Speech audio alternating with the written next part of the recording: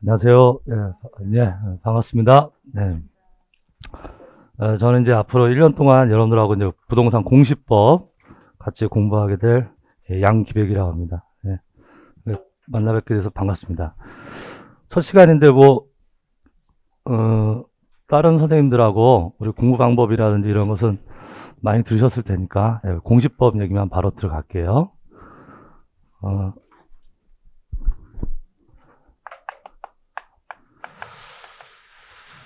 저희 공시법은 세법하고 같이 2차의 한 과목이고요. 그래서 시험 과목에서는 한 과목이에요. 그래서 우리가 공인중개사 합격하시려면 평균 60점을 넘으셔야 되죠. 60점을 넘어야 되는데 꽈락 없이. 그래서 이게 두 개 합쳐서 꽈락이 40점이 나오면 안 되고요. 그 다음에 이제 평균 60점을 넘으셔야 되는데 공시법하고 세법은 전혀 성격이 다르기 때문에 공부를 할 때는 이제 별도의 과목으로 공부하시는 거예요. 총 40문제가 나오는데 공시법에서 24문제가 출제가 됩니다. 세법은 이제 16문제. 공시법에서는 60점을 맞으셔야 되는데 시험 전략상으로도 그래요. 그래서 보통 이제 평균 60점을 기준으로 하면 뭐 공법에서 좀 까먹고 뭐 중개사법에서 좀 넘치고 이렇게 해서 이제 60점을 넘으셔야 되는데 공시법이 두 개의 법으로 되어 있어요. 지적법하고 그 다음에 등기법. 그래서 이렇게 12문제씩 출제가 됩니다. 공시법에서. 그래서 지적하고 등기 이렇게 두 개의 법을 공부하시는데 보통 이제 합격하시는 분들이 지적은 12문제 중에서 한 10개에서 12개 이렇게 거의 뭐 만점도 맞으시고 그렇고 이제 문제가 되는 게 등기법입니다. 그래서 등기법이 조금 어려워요. 양도 방대하고 그래서 등기법을 보통 이제 공시법 하면 등기법을 이해를 많이 하세요. 등기법이 이제 문제입니다. 그래서 공부를 하실 때 등기법을 좀 많이 공부하세요. 등기법. 이게 지적이라고 하는 것은 이제 적이라고 하는 것은 이제 등록할 적자예요. 그래서 토지를 등록하는 것이고요. 등기라고 하는 것은 이제 부동산 등기를 얘기하는데 우리 이제 시험 과목에서는 등기부에다 기록하는 겁니다. 그래서 이게 공부량이 원래 공부량은 거의 뭐 100배 이상입니다. 100배. 우리가 이제 혹시 여러분들 규범 체계에 대해서 공부하셨어요? 규범 체계. 공법 하셨나? 공법에서 규범 체계 혹시 선생님 안 하셨어요? 법률, 시행령, 시행규칙 이런 얘기 하셨죠. 그래서 우리가 법률이 있고 하위 법규로 뭐가 있어요? 시행령이 있죠. 이게 이제 대통령령이잖아요. 그 다음에 뭐가 있냐면 시행규칙 이렇게 돼 있다고요. 근데 이제 우리가 지적을 공부하면 이제 지적법이 있을 거 아니에요. 지적법이 있고 그 다음에 지적법 시행령이 있고요. 그 다음에 지적법 시행규칙이 있겠죠. 시행규칙인데 이게 시행규칙에서 지적법 하나 있고 지적법 시행령 하나 있고 지적법과 관련된 시행규칙이 두 개가 있어요. 시행규칙이 이제 지적측량이 있어가지고 지적측량 시행규칙 해가지고 두 개가 있어요. 근데 이 등기는 부동산 등기법이 있고요. 그런데 우리가 보통 이렇게 규범 체계를 만들 때 이 법을 만들면서 이 법이 행정부에서 소관하는 사무다. 그러면 규범 이름이 시행령, 이게 대통령령이고요. 그 다음에 시행규칙, 불령이에요. 불령. 이렇게 만드는데 그 사무가 법원에서 하는 일이다. 법원에서 하는 일이다. 그러면 그 규법의 이름을 좀 다르게 불러요. 그래서 여기선 등기는 법원에서 담당해요. 등기소 이런 말 들어보셨잖아요. 그래서 등기는 법원 사무거든요. 이 부동산 등기법이 있으면 부동산 등기법 시행령에 해당하는 것을 대법원 규칙이라고 그래요. 규칙. 그래서 부동산 등기 규칙 그러면 요 규칙이 아니라고. 이해되셨나요? 그래서 대법원 규칙이라고 하는 것은 급수가 어디에 해당하는 거예요? 시행령이에요. 대통령령에 해당하는 거예요. 그 다음에 요 대법원 규칙이 있고 그 밑에 법원에서 할 때는 규범 이름이 예규라고 그래. 예규. 예규. 그러니까 예규 그러면은 여기서는 뭐랑 동급? 시행 규칙하고 동급이에요. 그럼 이게 대법원 규칙인데 이게 이제 부동산 등기법의 대법원 규칙이니까 뭐라고 부르냐면 부동산 등기 규칙 그래요. 등기 규칙. 이게 시행령에 해당하는 거고요. 그 다음에 요 시행 규칙에 해당하는 것을 우리가 법원에서 만들 때는 뭐라고 한다? 예규 그런다 했잖아요. 그럼 뭐가 붙이면 돼요? 등기 예규 이렇게 되는 거예요. 그럼 부동산 등기법이 하나 있고요. 등기 규칙이 하나 있고요. 등기 예규가 몇 개 있을까? 등기 예규가 약 1,500개가 있어요. 그러니까 잽이 안 되죠. 양이 공부량이 원래 제대로 공부하면 이제 그 사법시험 옛날엔 사법시험이고 이제 지금 변호사 시험인데 이제 합격을 하면 이제 사법연수원 간다고요. 그 사법연수원 이제 판사 변호사 이런 될 사람들이 사법연수원에서 등기법을 제일 어려워해요. 양이 너무 많잖아요. 양이. 그래서 그런 건데 이 등기법을 우리 공인중개사 시험에서 시험 과목이라고. 이게 제대로 할 수가 없어요. 그러니까 시험에 나오는 것만 하시면 돼요. 나오는 거. 그러니까 선생님들이 하는 역할이 그거죠. 시험에 나올 것만 하고. 그래서 제 그 여기 해커스 거기 보니까 선택과 집중이라고 돼 있던데. 선택과 집중 말 그대로. 그래서 시험에 나올 것만 추려가지고 이제 책에다 쓰고 저랑 같이 공부하시는 거예요. 그런데 워낙 근데 바탕이 너무 많다 보니까 좀 양이 많아요. 그래서 공부하실 때 요걸 공부 시간 투자량을 1로 하시면은 요 등기는 2로 하세요. 그래서 이제 저랑 같이 하는 그 수업 시간도 그렇게 배정이 돼요. 그래서 기본적으로 한 순환에 24강을 진행할 건데요. 24강 중에서 3시간씩 8번 24강을 진행하는데 저는 24강을 진행하는데 기본으로 조금 이제 부족하면 보강해서 하신 26강 이렇게 가는 경우도 있어요. 입문과정은 지금 7주 있죠. 11월, 12월은 이제 7주라서 21강 이렇게 진행되는 거고요. 그래서 기본적으로 24강이 진행될 때 8강에서 9강을 지적법 하고요. 나머지 이제 16강을 등기법을 하는 겁니다. 그리고 이 60점을 맞아야 되는데, 이게 60점을 맞아야 되는데,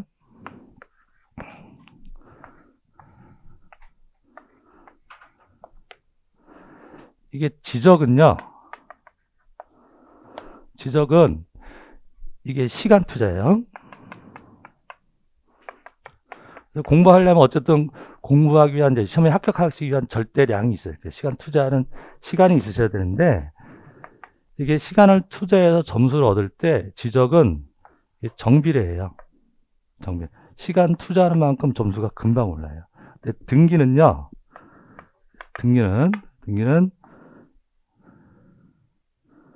이렇게 돼요. 이렇게. 그러니까 이게 100점 만점이라고 했을 때 우리가 몇 점을 맞아야 된다? 60점 맞아야 되잖아요. 60점 맞기 위해서 지적은 요 정도 시간 투자하시면 되거든요.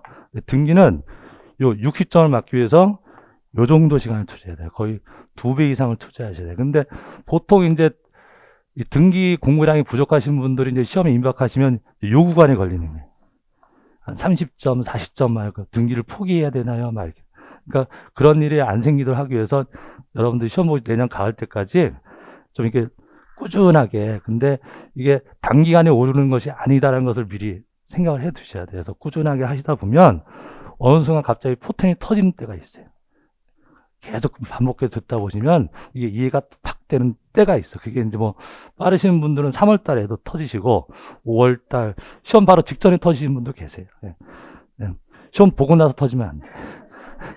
시험 본 날 터져도 되는데 아침에 터져도 되는데 그리고 이게 갑자기 터지는 분들이 이번에도 이제 뭐 이렇게 수강 후기 이런 거 보니까 마지막 총정리해서 터졌다고 하시는 분들이 좀 계시더라고. 쭉 그동안 이제 점수 안 나오다가 마지막 이제 총정리하면서 그동안 이게 이 얘기였구나 하면서 이때 팍 터져가지고 그래서 요 올해도 등기법이 이렇게 쉬운 문제는 아니었는데 또 은근히 또 점수 나오신 분들도 나오셨더라고요. 자, 이런 특징을 가지고 있다는 것을 염두에 두시고요. 그렇게 공부하시면 되겠습니다. 자, 우리 공시법 시간에 뭐 공부한다고요? 지적하고 등기를 공부하는 게 지적이라는 말의 뜻은 토지를 등록한다, 기록한다 이런 뜻이에요. 우리가 적는다는 말을 하죠. 그 적재 한자로 적. 우리가 가족관계를 등록하는 것을 호적 그러죠. 호적. 적의 의미가 이해되시죠? 예. 그리고 이게 공시법이 또 절차법이기 때문에 실체법이 아니에요. 절차법이기 때문에 예, 그 절차라는 것은 솔직히 얘기하면 그 절차를 해봐야지 의미가 와닿거든요. 근데 우리가 이제 머릿속으로만 상상을 하는 거잖아요. 그래서 쉽게 와닿지가 않아. 그렇기 때문에 이 용어가 생소하세요, 용어가. 그래서 공시법 공부하실 때 제 첫 번째는 용어 정리예요. 우리가 이제 시험을 보는 게 결국 뭐 하는 겁니까? 문장을 읽고 이게 뭘 얘기하는 건지 이해가 되셔야 되죠. 그걸 뭐라 그러죠? 독해라고 하죠.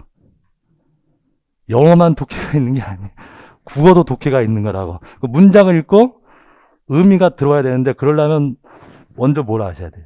우리 영어 공부할 때 독해하려면 단어부터 외우잖아요. 그것처럼 이 공시법 그 시험 문제 문장을 익히려면 이해가 되려면 말의 뜻 하나하나가 의미가 숙지가 되어 있으셔야 돼요. 그래서 11월, 12월 과정은 여러분들이 다른 건 차치하시고 말의 뜻, 낱말의 뜻, 단어의 뜻을 정확하게 이해하시는 것을 중점으로 하시면 됩니다. 자, 공시, 이제 공시를 공부할게요. 자, 공시라고 하는 것은 말 그대로 공시, 알린다 이런 얘기, 공개한다 이런 얘기. 왜 공시해야 되나요? 왜 공시를 해야 될까? 왜 공시를 해야 될까? 부동산을 거래하고, 그 다음에 우리가 이제 다른 자격증, 공인중개사, 중개를 하고 하려면 이게 어떤 물건인지 알아야지 중개가 되죠? 알아야 뭘 해먹을 거 아니에요? 그래서 이 물건에 관한, 부동산에 관한 정보를 알려놓는 거라고. 공개를 해놓는 거라고. 그래서 거래가 이루어지고 하도록 하기 위해서. 그래서, 자, 만약에 여기에 A라고 하는 토지가 있다. 자, 토지가 있다. 그럼 이 토지에 대한 정보. 이 토지에 관한 정보가 있을 거라고. 이 정보를 알아야 거래를 하겠죠. 중개도 하고. 그럼 이렇게 어떠한 물건이 있을 때 그 물건에 관한 정보는 크게 두 가지 사실로 나눌 수 있어요. 두 가지 내용으로. 자, 이 토지가 어디에 위치해 있냐면 경기도 부천시 중동. 우리가 이제 요게 이 토지가 위치해 있는 곳이죠. 네, 위치해 있는 곳을, 물건이 있는 곳을 소재라고 그래요. 뭐라고요? 소재. 사람이 사는 곳은 뭐라 그래요? 주소. 다른 개념입니다. 소재라고 하는 말의 뜻은 뭐가 있는데? 물건이 있는 데를 뭐라고 하고? 소재. 사람이 사는 데는 소재라고 하라고. 주소.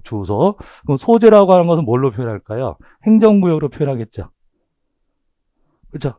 행정구역 표현할 거 아니에요? 그래서 경기도 부천시 중동. 여기에 뭐고? 요 토지에 뭐라고 부른다? 소재. 그리고요. 그럼 중동이라고 하는 동네가 있는데 이 중동에 수천 개의 토지가 있을 거예요. 토지가. 근데 토지를 사람이 인위적으로 개수를 단위를 나눴어. 그것을 필지라고 그래. 필지. 뭐라고 한다고요? 필지. 그건 우리가 이제 상식적으로 한 필지, 두 필지 이렇게 얘기하잖아요. 그럼 그 토지를 구분하기 위해서 그 토지에다가 번호를 매겨요. 그걸 지번 그래. 땅지 쳤어. 뭐라고 한다고요? 지번. 그럼 요 토지가 A라는 토지가 중동의 100번지 토지라고 할게요. 그럼 요걸 뭐라고 한다? 지번 그런 거죠. 지번. 그다음에 이 토지에 주택이 있어요. 그럼 이 토지는 좀 현재 용도가 주택의 부지로 쓰이는 거죠. 주택의 부지로 쓰이는 것은 이제 우리가 대라고 합니다. 대. 우리가 밭으로 쓰이면 전, 논으로 쓰이면 답. 이런 식으로 토지를 용도를 쭉 분류해 놨어요. 용도에 따라서 분류해 놨는데 그것을 우리가 뭐라고 하냐면 지목이라고 그래요. 뭐라고 한다면? 지목. 그럼 지목? 그럼 무슨 뜻이요?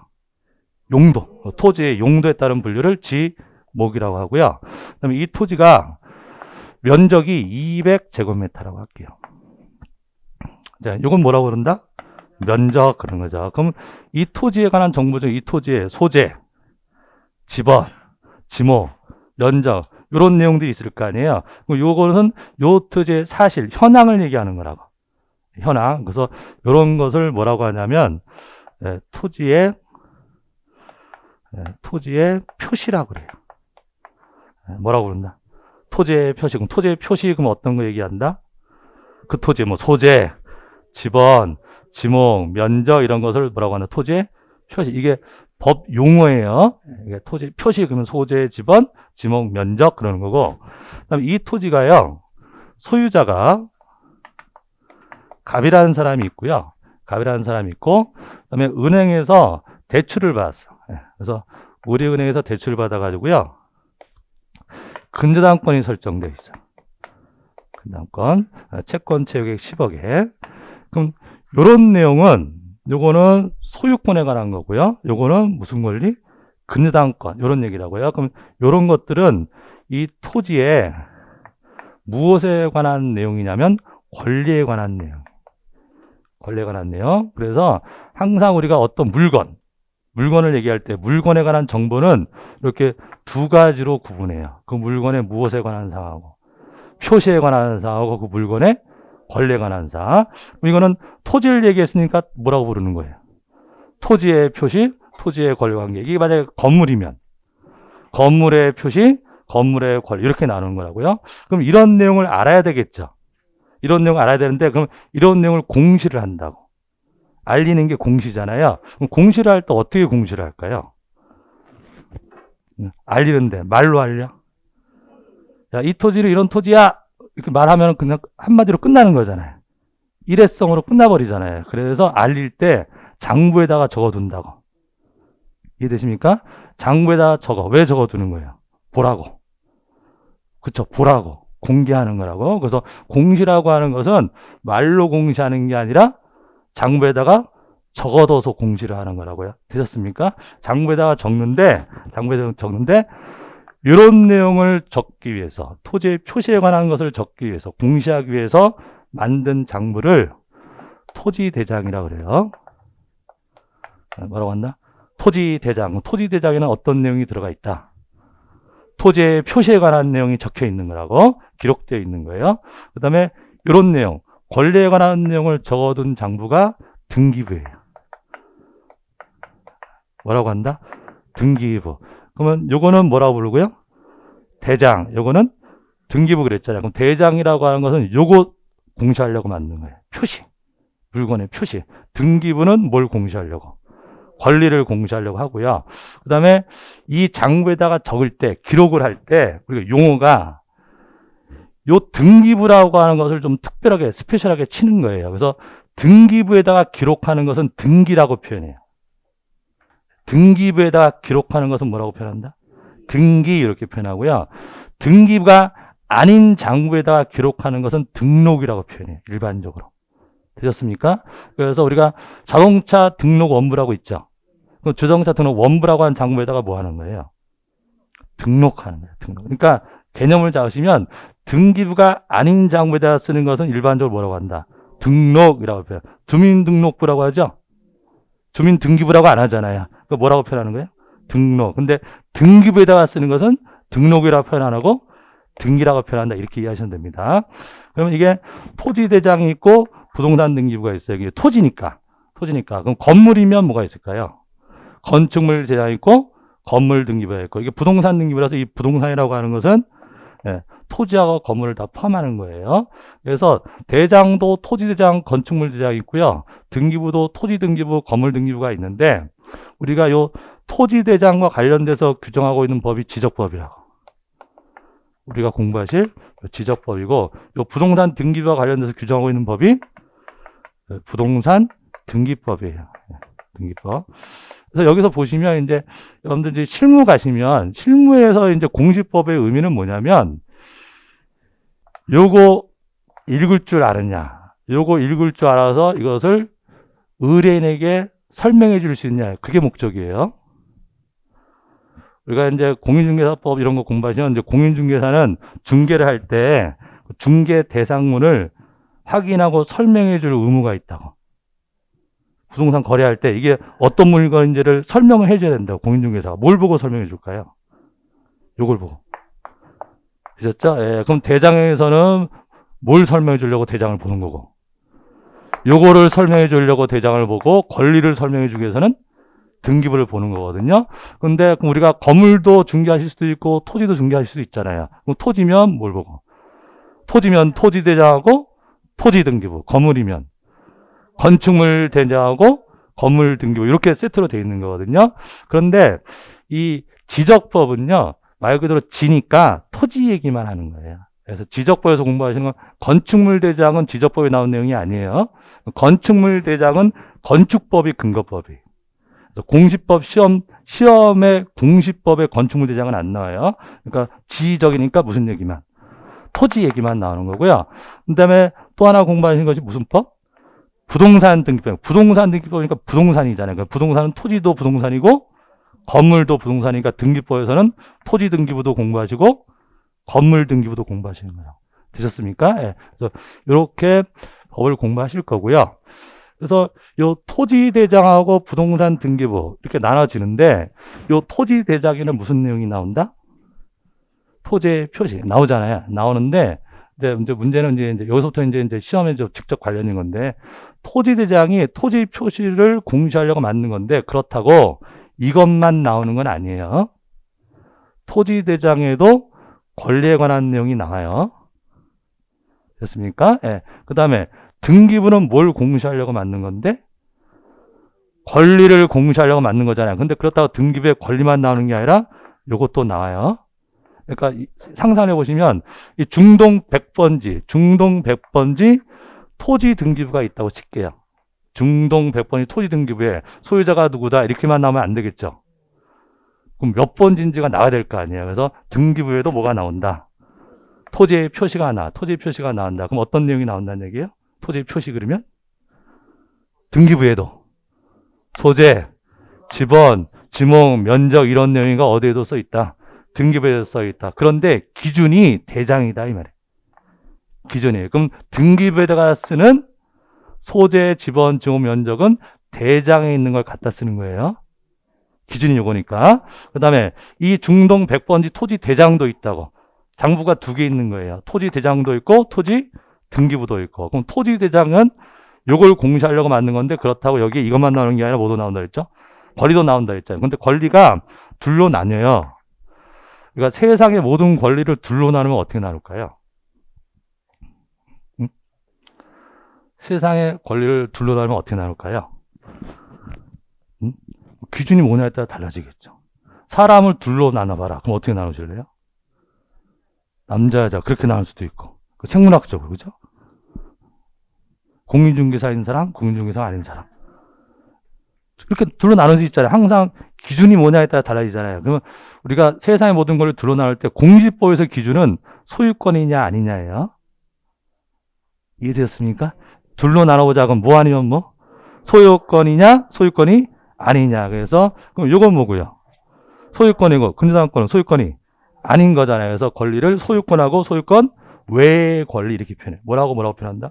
소유권 그다음에 소유권 외의 권리 이렇게 둘로 나누시면 등기법, 공시법에서는 그럼 이 대장에도 권리가 나오는데 모든 권리가 나오는 것은 아니고 소유권만 나와요.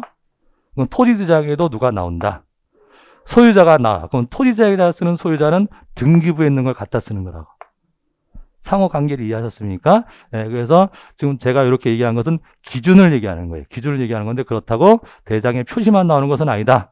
뭐도 나온다. 권리 중에서 뭐도 나온다. 소유권도 나온다. 이런 얘기고요. 그 다음에 등기부는 권리가 나오는 건데 그렇다고 권리만 나오는 게 아니다. 토지의 표시도 나온다. 이런 얘기예요. 자, 그럼 결국은 공시법은 공시장부에서부터 시작되거든요. 그래서 이 지적법에서는 이 토지대장 어떻게 생겼느냐, 이 등록상 올해는 이 공시장부, 이게 공시장부를 공적 장부를 공부라고 하는데 이게 지적 공부에서는 5문제가 나왔어요. 5문제. 그래서 제가 맨날 이제 외우시라 직접 그리시라고 하는데 토지대장이 어떻게 생겼는지는 아셔야 돼. 그다음에 등기부가 어떻게 생겼는지는 아셔야 돼. 거기서부터 여기다가 쓰는 게 공시하는 거잖아요. 근데 공시를 하시려면 이 쓰는 장부가 먼저 눈에 그려지셔야 됩니다. 그래서 제가 뭐 책에도 있지만 자료 이렇게 프린트 드렸죠. 그 프린트를 보시면 뭐 맨 앞에는 그 출제 빈도표 나온 거에 참고하시면 돼요. 네, 참고하시면 뭐 지금은 별로 그렇게 와닿지는 않으실 거예요. 않으시는데 근데 참고로 그 지주에 관한 법, 부동산 등기법 이렇게 나눴을 때 그 지적법에서 맨 앞에 우리가 총소유라고 되어 있는 데 있죠. 그 지금 프린트가 저기 글씨가 잘 안 보이는데 이제 21에서부터 32회까지 쭉 글씨가 검은색이라서 잘 안 보이시죠? 그래서 21에서부터 32회 때까지 몇 문제씩 나왔나요? 빈도표인데 그 지적에 관한 법이 1장 총설, 2장 토지 등록 이거 쭉 돼 있죠? 총 몇 장으로 돼 있어요? 5장으로 돼 있죠? 5장. 1장 지적, 2장 토지 등록, 3장이 지적 공부, 4장이 토지 이동 및 지적 정리, 5장이 지적 측량 이렇게 5개의 장으로 교과서가 구성이 되어 있는데 1장은 시험에 나온 적 없죠. 1장, 그죠? 예. 그래서 1장은 시험에 안 나와요. 나오는 데 아니니까. 그래서 제가 보통 수업 시간에 거의 그냥 쑥 넘어가요. 시험에 나오는 것만 하시면 돼요. 다른 것도 하기 바빠 죽겠는데, 그죠? 네, 그래서 그렇게 되고, 그 다음에 등기법이 7개의 장으로 되어 있는데, 출제 빈도표는 나중에 보셔도 돼요. 그냥 감만 잡아 보시고요. 한 장 넘겨 볼게요.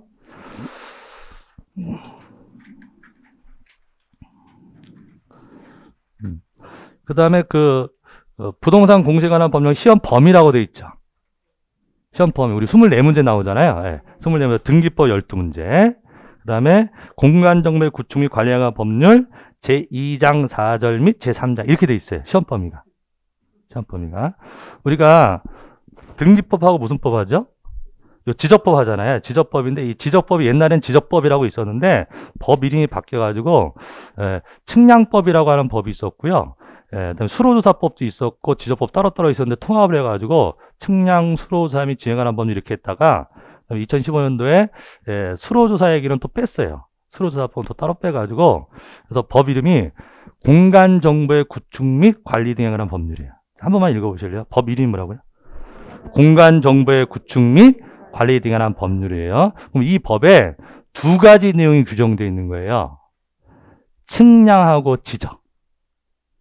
그래서 이 법이 어떻게 구성되어 있냐면 밑에 2번에 구성 보이십니까? 밑에 박스에 보시면 이 법이 공간정보의 구축 및 관리에 관한 법률이 총 몇 장으로 되어 있는데 조문이 5장으로 되어 있어요. 조문이 제 1장이 뭐예요? 총칙 2장이 측량 나오고요. 3장이 지적, 4장이 보칙, 그 다음에 5장이 벌칙 이렇게 돼 있잖아요. 총 5장으로 돼 있는데 1장은 총칙이니까 총론적 예의고 2장이 측량이죠. 측량이고 3장이 지적. 거기에 좀 편집이 잘못됐는데 2장이 앞으로 나와야 되는데 2장 측량에서 이 공간정보의 구축에 관련한 법률은 측량 규정하고요. 2장에 측량 규정하고 3장에 지적. 이렇게 2가지가 규정되어 있는데 요 중에서 우리 공인중개사법 시행령에 가면 시험 범위가 나와요. 공인중개사 시험 범위. 공인중개사 2차에서 공시법령은 부동산 등기법에서 시험 내고 공간정보의 구축 및 관리에 관한 법률 제2장 4절하고 3장만 내겠다 이렇게 딱 정해져 있다고. 말 되셨나요? 그럼 2장이 측량인데 2장 4절이 뭐예요? 지적, 미셔드렸죠. 그러니까 측량이 여러 종류가 있어. 우리가 건물을 지을 때도 측량하고요. 그죠? 도로를 깔 때도 측량할 거 아니에요. 그런 측량은 일반 측량이라고 하는데 그건 우리 시험 범위가 아니라고. 우리는 그런 측량 공부하는 게 아니라 토지를 등록하기 위한 측량인 지적 측량만 공부하면 돼요. 그래서 거기 보시면은 한번 읽어볼게요. 2장이 측량이고 1절이 뭡니까? 통칙. 2절이 기본 측량. 3절이 공공 측량 및 일반 측량. 4절이 지적 측량. 그러니까 측량의 이름이 여러 가지가 있나 보네. 종류가. 기본 측량이라는 것도 있고 공공 측량이라는 것도 있고 일반 측량도 있고 지적 측량도 있는데 그 중에서 우리 시험 범위는 무슨 측량만 지적 측량만 낸다. 2장 4절. 그 다음에 3장이 뭡니까? 지적. 그래서 지적이 플러스는 뭐예요? 토지를 등록하는 거죠.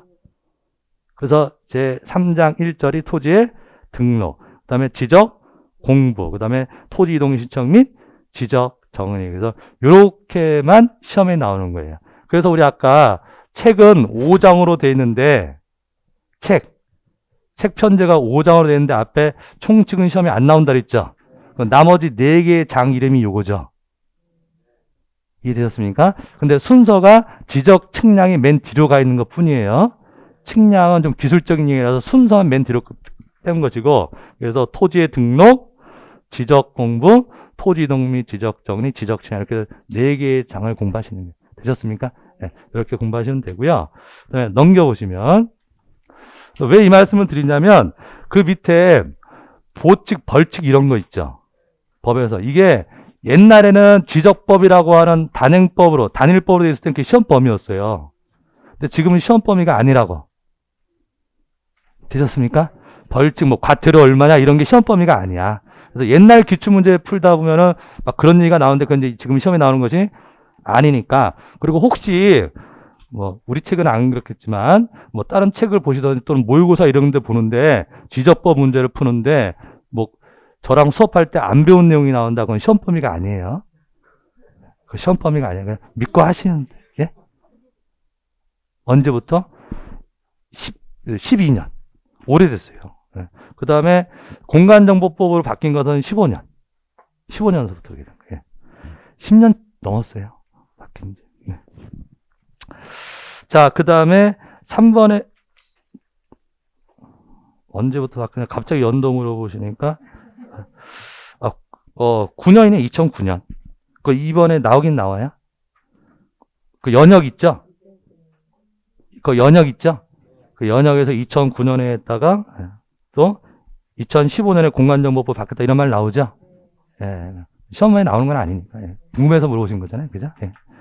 그 다음에 3페이지 한번 보시면 3페이지 보시면 그래서 저도 그게 이게 시험 범위가 딱 정해지니까 너무 편하더라고요. 저도 막 숫자 외우는 거 싫거든. 공인중개사법 공부할 때는 막 얼마 이하의 과태료, 벌금 막 이런 거 막 외우시고 그럴 거라고. 예, 예. 그래서 옛날엔 지적법 공부할 때는 그것도 막 외웠어요. 지적법에서도 그런 거 막 냈다고. 예.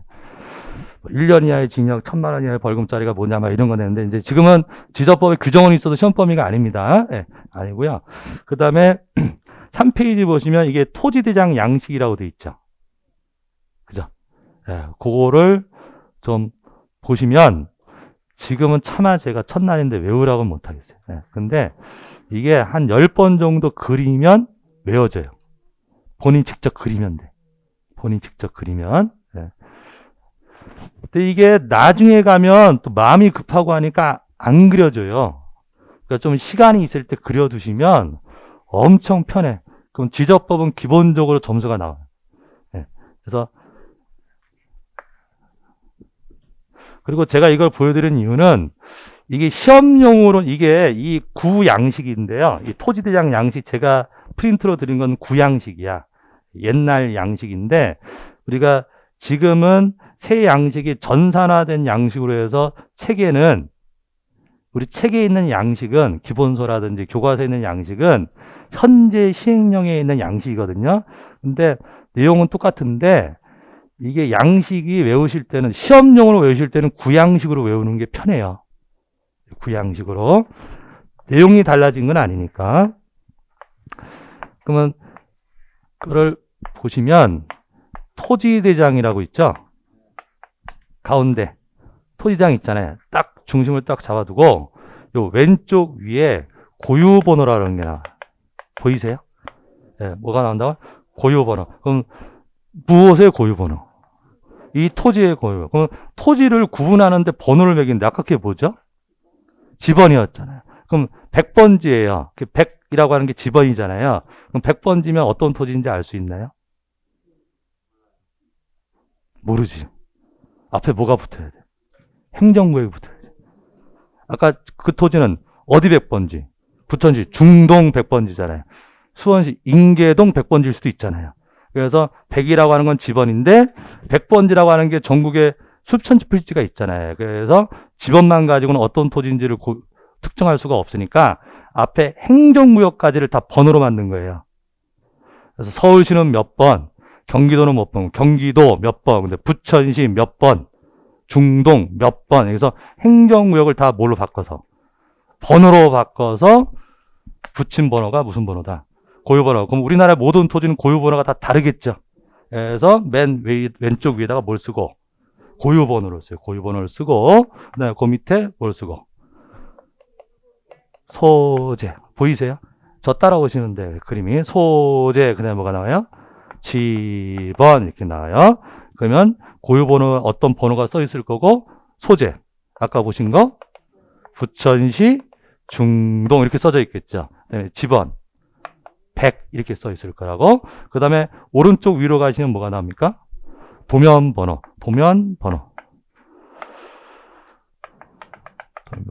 이 중동 100번지가요. 도면에 그려져 있어요. 도면에 그려져 있는데 그 밑에 지적도 보이세요? 그래서 우리나라의 토지를 다 측량을 해서 지도에다 그려놨는데 지도가 한두 장이 아니겠죠. 여러 장이 돼 있을 거 아니에요. 그럼 이 토지가 몇 번 도면에 있는지 그 도면 번호를 써두는 거예요. 되었습니까? 예, 그냥 기본적인 개념만 잡으세요. 그래서 뭐가 나온다? 도면 번호가 나오고 그 다음 그 밑에 만약에 10호다 그러면 10호 이런 식으로 써져 있는 거예요. 10호 이렇게 써져 있는 거고 예. 그 다음에 그 밑에 뭐가 나옵니까? 축척. 지도는 축척이라는 게 있다. 그렇죠? 지도는 줄여서 그린 거잖아요. 예. 뭐 1000분의 1이다, 2000분의 1이다 이런 게 축척이에요. 그래서 그 지도에 뭐가 나오고 축척이 나와요. 그럼 이 지도가 1000분의 1이다 그러면 1000분의 2 이런 식으로 나오고 그 다음에 뭐가 나옵니까? 도면 장번호. 그죠? 네. 장번호라고 하는 것은 이 페이지 숫자 얘기하는 거예요. 페이지 숫자. 이 토지대장이 이제 종이로 기본적으로 생각하세요. 여러분 시험을 푸실 때 이 토지대장은 종이로 생각하세요. 그럼 이 토지 중동 100번이 토지대장이 하나 있겠죠. 중동 100번지 토지대장 하나 있는 거고 101번지 토지대장 하나 있는 거라고. 지번별로 대장이 따로따로 있는 거예요. 따로따로 했는데 이 토지대장 중동 100번지 토지대장이 몇 장일까요? 모르지. 그러니까 장이라고 하는 건 종이 장수. 이게 토지대장이 하나가 있는데 한 부가 있는데 쓸 내용이 많으면 종이가 2장일 수도 있냐고. 2장일 수가 있잖아요. 그러면 앞 페이지는 2-1, 뒷 페이지는 2-2. 그게 뭐예요? 장번이니까. 그러니까 장번은 의미가 없어. 그냥 페이지 숫자 얘기하시면 되는 거예요. 그다음에 비고 기타 쓸 거 있으면 쓰는 것이고 이게 위쪽 그림이에요. 위쪽 그림이고 저랑 이제 앞으로 1년 동안 수업하실 때는 저는 이걸 니은자라고 합니다. 뭐라고 한다요? 니은자. 그럼 뭐 얘기한다? 고유번호, 소재, 지번. 그래서 지적 공부에서 대장 형식은 이게 다 똑같거든요. 그래서 공통적으로 나오는 거 하면 뭐 나오는 거예요? 고유번호, 소재, 지번. 이렇게 적혀집니다. 보이시죠? 그다음에 니은자 이제 밑으로 가면요. 니은자 밑으로 가면 왼쪽에는 뭐가 나옵니까? 토지의 표시. 보이세요? 토지의 표시 많이 들어본 말인데? 토지, 아까 소재, 지번, 지목, 면적 이런 거 얘기하는 거죠. 근데 소재 지번은 이미 나왔죠. 소재 지번 나왔잖아요. 그럼 뭐가 나올까? 지목, 면적 이렇게 나오는 거예요. 그래서 여기 뭐가 나온다? 지목, 그 다음에 면적 이렇게 나와. 그 다음 그 옆에 뭐가 나오나요? 사유라고 하는 말이 나와요. 이게 이제 뭐냐면, 자, 중동 100번지가요. 중동 100번지가 아까 지목이 뭐였죠? 아까 대였죠. 그럼 여기 뭐라고 쓰일까? 대.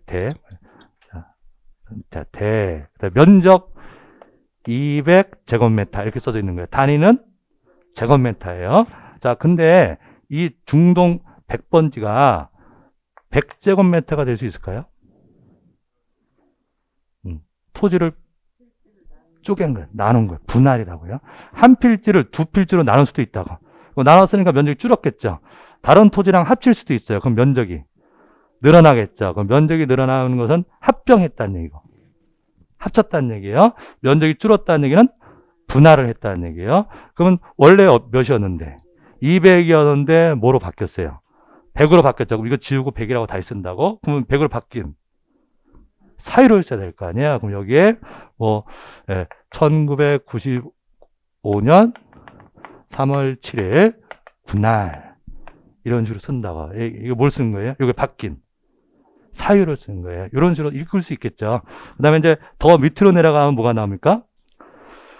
등급 수정, 토지 등급, 등급이란 말이 나와요. 요건 이제 현재는 의미가 없어요. 현재는 의미가 없고, 옛날에 있었던 건데 다 폐지된 제도예요. 등급. 이게 뭐냐면, 등급이라고 하는 거예요. 여러분들 좋은 땅이 어떤 토지예요? 좋은 땅. 지금 그러죠. 그러니까 우리가 지금 좋은 땅이냐 나쁜 땅이냐 이런 것들은 이제 좋은 땅이면 당연히 가격이 높을 거고, 그렇죠? 안 좋은 땅이면 가격이 쌀 거고 그럴 거 아니에요. 지금은. 근데 옛날에는 어땠을까? 그쵸?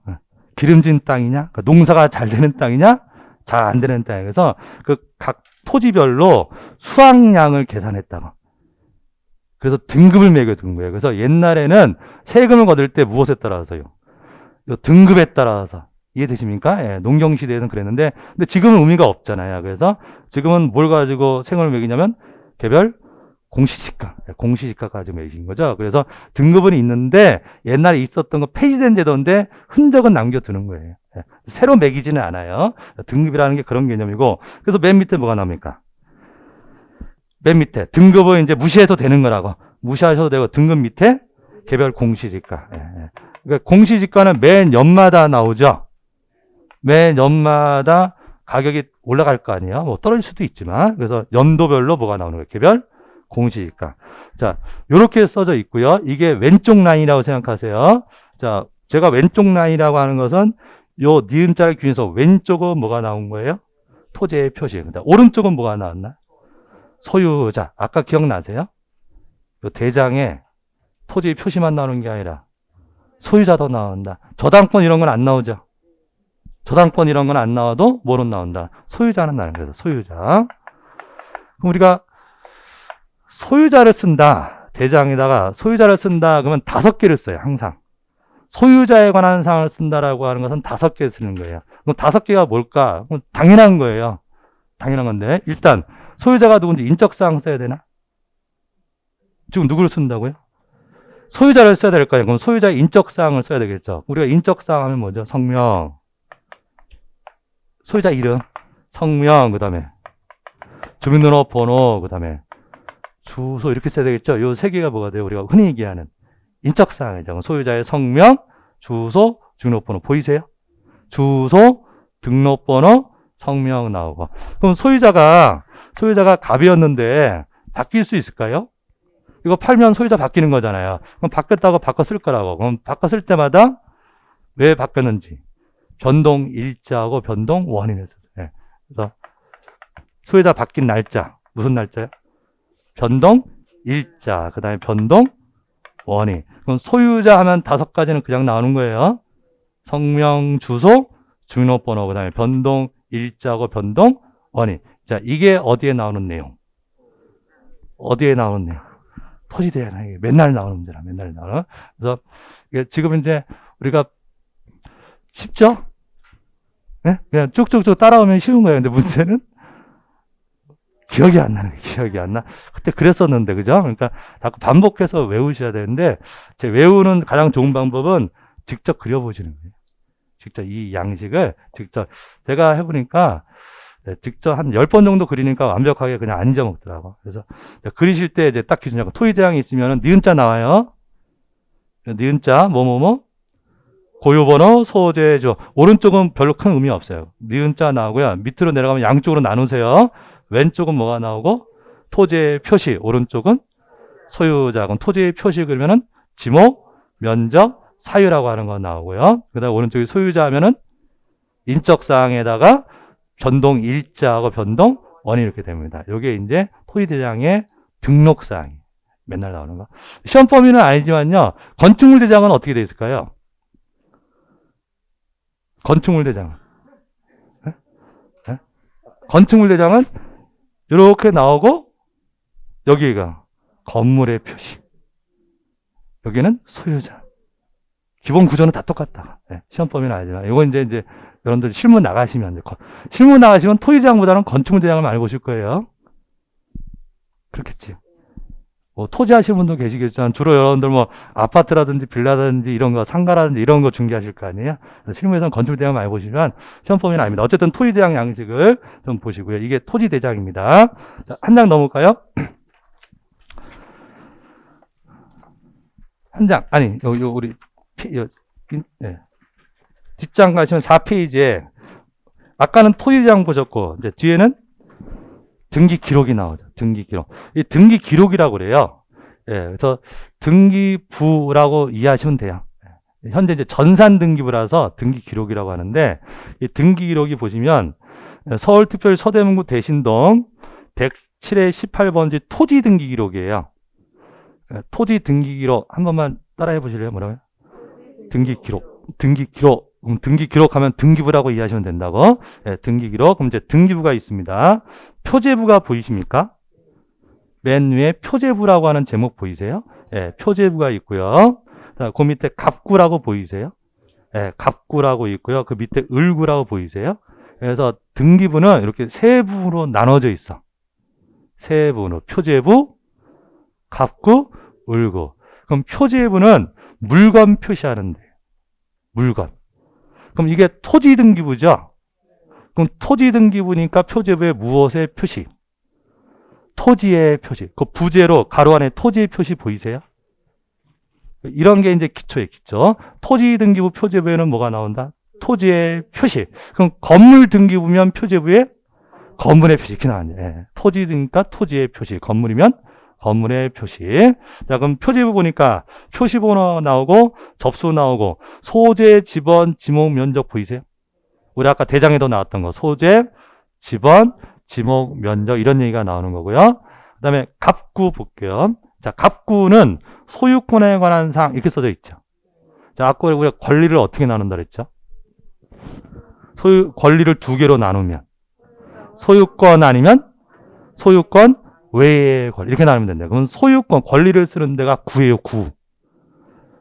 물건 표시하는 데는 표제부라고 부르고 권리를 쓰는 데는 구라고 부르는데 갑구하고 을구 이렇게 나눠서 갑구는 소유권에 관한 사항. 되셨나요? 그럼 을구는 소유권 외의 권리에 관한 사항 이렇게 나눠져 있는 거예요. 그럼 우리가 어떤 아파트라든지 토지에 이게 근저당권이 있는지 전세권이 있는지 없는지 그거 어디를 봐야 알아요? 을구를 봐야. 그렇죠. 예. 소유자는 갑구를 봐서 하는 거고 소유권 외의 권리는 을구를 보는 거예요. 그럼 갑구에 한번 볼까요? 갑구의 맨 앞에 뭐가 나옵니까? 순위번호라 해요. 등기법 할 때 또 할 텐데요. 이름이 달라요. 표제부는 표시번호라고 부르고 맨 위에 그 칸에 제목도 달려 있잖아요. 그럼 표제부에다가 등기할 때마다 앞에다가 번호를 매긴다고. 되셨나요? 만약에 자, 이 토지가 지금 서울특별시 서대문구 대신동인데 지목이 뭐래요? 면적은 432.6 이렇게 돼 있는데 이 대신동 요 토지가 면적이 200제곱미터가 될 수 있을까요? 아까 뭐 하는 거죠? 분할했잖아요. 그럼 등기부도 면적을 바꿔 써야 될 거 아니에요. 그럼 432를 지우고 밑에다가 200이라고 다시 써야 되겠죠. 그럼 두 번째 줄에다가 쓸 때 2라고 쓸 거 아닙니까? 등기할 때 밑에다 다시 쓸 거 아니에요. 앞에 넘버링을 한다고. 그래서 그 표제부에 그 쓰는 번호를 표시번호라고 해요. 무슨 번호요? 표시번호. 표시번호라고. 갑구나 을구는 맨 앞에 번호를 순위번호라고 해요. 이름이 다른 걸 보시라고. 갑구나 을구는 무슨 번호? 순위번호 그래요.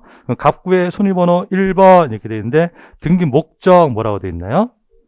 소유권 이전 접수 한번 읽어보실래요? 97년 2월 19일 제6782호 그 다음에 등기 원인 97년 2월 5일 매매 그대로 읽으세요. 이게 다 하나하나가 다 문제예요. 등기 원인이 97년 2월 5일 매매 그 다음에 권리자 및 기타 상에서 누가 나온 거예요? 소유자 나왔죠. 그럼 인적사항은 3개 나와야 되네. 그죠? 성명, 김명자고 주민등록번호 그 다음에 주소 보이시죠? 네, 이렇게 나옵니다. 그 다음에 을구는 소유권 외에 걸린데 그건 나중에 볼게요. 그래서 이게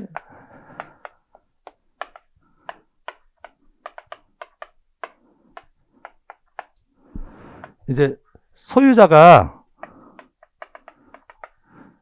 갑과 을이 95년 3월 7일 매매를 해서요.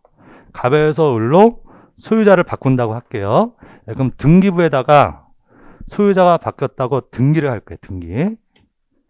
등기를 하는데 이게 소유자가 바뀌는 거죠. 그럼 무슨 등기하냐면 소유권 이전 등기를 해요. 등기부에다가 갑에서 누구로 바꾸는 거예요. 을로 소유자가 바뀌었다고 등기할 거 아니에요. 이게 무슨 등기다? 소유권 이전 등기. 그럼 이 등기의 내용이 뭐예요? 이 등기의 내용. 무슨 내용의 등기예요? 요거 하는 등기죠. 뭐 하는? 소유권을 이전하는 등기죠. 그럼 그 등기의 내용을 등기 목적이라고 불러요. 용어하시는 거예요. 그래서 등기 목적이라는 말의 뜻은 목표 이런 뜻이 아니라 내용의 내용. 이 등기의 내용. 이 등기의 내용이 뭘 하는 내용의 등기다. 소유권을 이전한 내용이다. 그럼 이 등기할 때 등기 목적은 소유권의 이전. 그럼 거기 한번 다시 보실래요? 제목에. 순위번호 옆에 제목이 등기 목적이라는 말 보이시냐고요. 이게 와 닿으셔야 돼. 등기 목적, 그럼 무슨 뜻?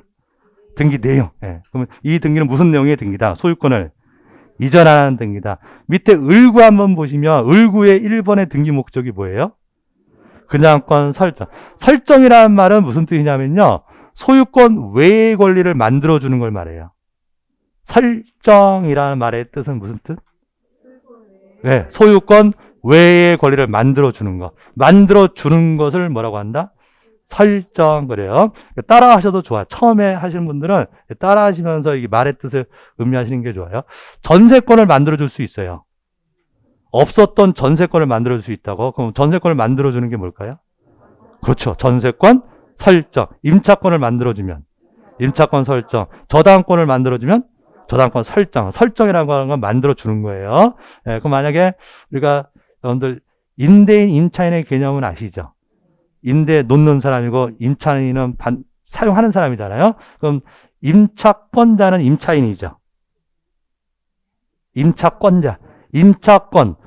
돈을 주고 사용할 수 있는 권리를 취득하는 거라고. 그럼 임차인이 임차권자예요.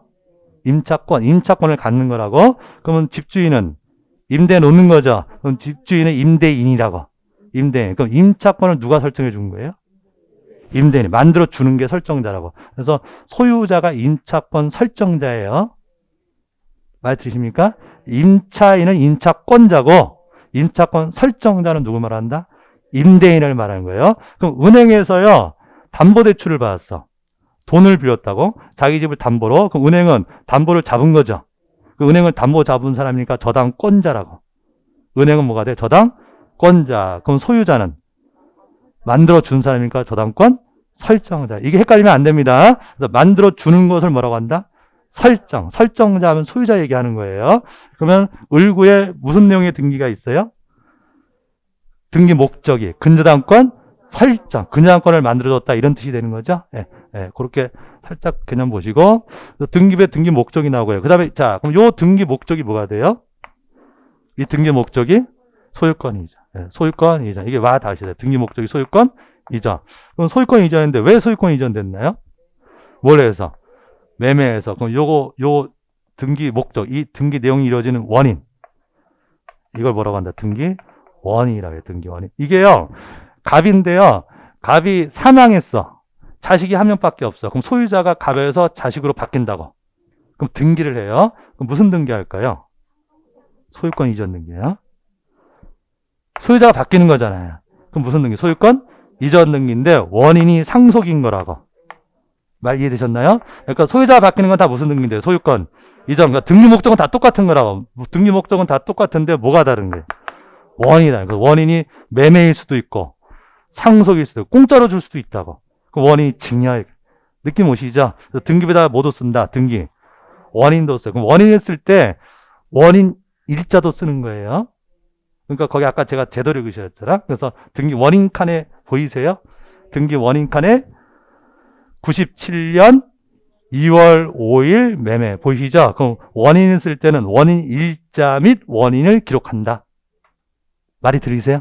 원인 일자 및 원인을 기록한다. 이렇게 되는 거예요. 그럼 이제 나중에 이제 공부할 때 뭐냐면 원인 일자를 뭘 쓰는 거냐 이런 거 공부하는 거예요. 시험에 내는 게. 등기부에다 원인을 쓸 때 뭘 쓰는데. 등기부에다가 등기 원인을 쓸 때 뭘 써야 되는데 원인 일자하고 원인을 써야 될 거 아니야. 그럼 그 날짜를 무슨 날짜 쓰느냐 이런 얘기예요. 그럼 매매면 매매 일자, 매매 계약한 날짜. 상속이면 상속이 언제나 사망하면 상속되거든요. 그럼 상속 등기할 때 원인 일자는 사망일자. 뭐 수용했을 때는 수용 개시 일자. 이런 게 이제 시험에 나오는 거라. 이제 이해되시죠? 예. 원인 일자 쓰고요. 예. 사망하면 상속받아요. 네, 사망하면. 이거 이제 민법 하면 이제 또 하실 겁니다. 그 다음에 그 중간에 그 접수라고 보이세요? 그 등기 목적하고 원인 사이에 접수 보이세요? 그래서 이게 접수가 뭐냐면 말 그대로 받은 거죠. 등기는 등기소에 신청해야 해주거든요. 등기소에서 신청을 받는 걸 뭐라고 한다? 접수라고 그래요. 그럼 이 등기가 언제 접수받은 것인지 접수 연원일, 날짜하고 접수번호가 나와요. 보이세요? 그래서 뭐하고 뭐가 나온다? 접수 일자하고 뭐가 나온다? 접수번호. 접수번호는 뭐냐면요. 올해도 이제 접수번호가 관련돼서 시험에 나왔는데 이게 등기는 권리 순위는 등기한 순서에 의해요. 그러니까 같은 물건에 저당권이 두 개 있을 수 있어요. 우리가 흔히 말하는 뭐냐? 선순위 저당권, 후순위 저당권 이런 얘기 하잖아요. 그럼 선순위냐 후순위냐는 뭘로 기준으로? 등기가 먼저 된 게 선순위가 되겠죠. 여기까지 이해되십니까? 그래서 권리의 순위는 등기한 순서에 의한다고. 들리세요? 권리의 순위는 무엇에 따라 등기한 순서. 순서니까 먼저 등기된 게 순위가 빠르다 이 말일 거죠. 그러면은 등기한 순서는 뭘 보자면 등기는 언제 효력이 생기면 접수한 때 효력이 생기거든요. 등기는 언제? 접수. 그럼 97년 5월 3일 날 두 개 등기가 접수될 수 있나? 같은 날에 등기가 두 개가 접수될 수 있죠. 오전에 접수받는 것도 있고 오후에. 그럼 날짜까지만 쓰면 동순위가 돼버리지. 그래서 각 등기소마다 1년에 한 번씩 접수 번호를 넘버링을 한다고. 오전에 받은 거하고 오후에 받은 게 접수 번호가 다를 거 아닙니까? 접수 번호가 이게 딱딱딱 해가지고 번호가 뒷번호로 넘어가는 거라고. 그럼 접수 번호가 빠른 게 등기가 먼저 된 거죠. 이해되십니까? 그래서 접수라고 하는 걸 쓸 때는 날짜만 쓰는 게 아니라 뭐까지 쓴다? 접수 번호까지 쓰는 거예요. 그래서 요 등기는 요 등기소에서 그 해에 몇 번째로 접수한 거다. 6782번째로 접수받은 거다. 이 뜻이라고. 말 들으십니까? 자, 그러면 접수를 보실 때는요. 매년마다 새로 나간다 그랬죠. 그러니까 6782호하고요. 5200호하고 뭐가 더 빨라요? 응? 그렇게 얘기하면 이제 말이 안 되는 거예요. 그쵸? 우문이라고, 우문. 6782호가 몇 년도 6782호인지를 봐야 된다고. 이해되셨습니까? 그래서 97년 6782호하고 98년 5000호하고 뭐가 더 빠른 거예요? 97년. 1년마다 새로 매긴다고. 접수번호를. 그러니까 접수번호를 보실 때는 뭐랑 같이? 연도랑 같이 연동해서 보시는 거예요. 자, 이렇게 생긴 게 등기부입니다. 그래서 이 등기법도 결국은 등기부 보는 법도 시작을 하세요. 그래서 이제 우리가 아까 공시법이라고 하는 것은 공시한다는 것은 장부에다 기록하는 것이다. 장부에다가 기록해서 보라고 만들어주는 거잖아요. 그게 공시, 말로 공시하는 게 아니라 장부에다가 적는데 그 장부가 어떻게 생겼는지를 먼저 아셔야지 장부에다가 무슨 내용을 공시하는 것을 하냐는 것을 알 수가 있다고요. 그래서 공시장부가 이렇게 대장하고 등기부로 나눠져 있다. 갔다 왔더니 또 아까 장부가 대장하고 등기부로 나눠져 있다.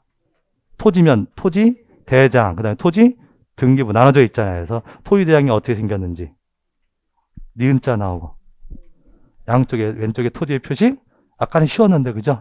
니은자 나오고 그렇다니까요.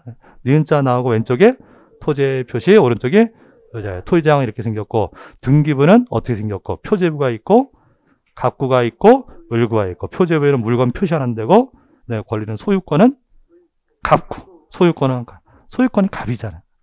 갑이잖아요. 소유권은 갑구에다 쓰고 소유권 외의 권리는 을구에다 쓴다. 이렇게 구성되어 있다. 이렇게 먼저 감을 잡으시고요. 앞으로 이제 공부하실 때 지적법을 먼저 하시고 이제 등기법 나오도록 하겠습니다. 네. 자, 이렇게 해서 일단 오리엔테이션 마치고 둘째 시간부터 진도 나갈게요. 네, 고생하셨습니다. 네.